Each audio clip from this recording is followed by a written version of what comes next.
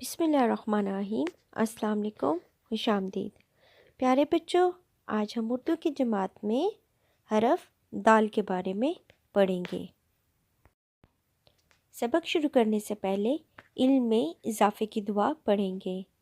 रब्बी ज़िदनी इल्मा, रब्बी ज़िदनी इल्मा। तदरीसी मकासद।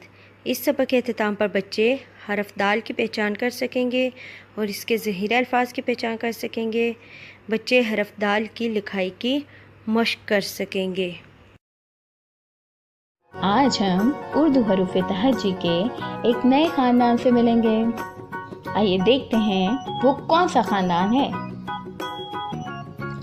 अरे ये तो दाल है। दाल के ख़ानदान में 3 हरूफ होते हैं।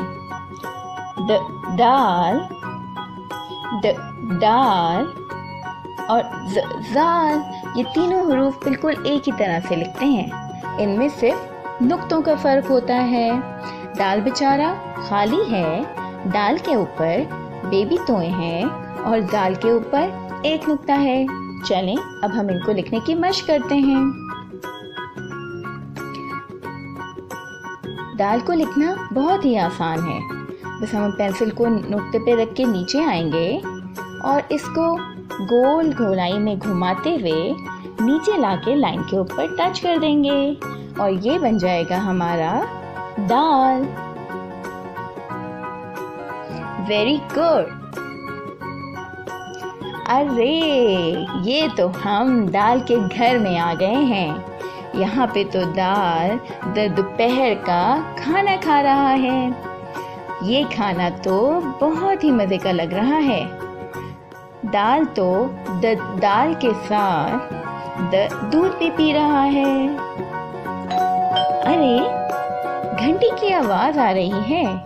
लगता है दाल के घर कोई आया है। दाल तो दरवाजे पे आ गया है।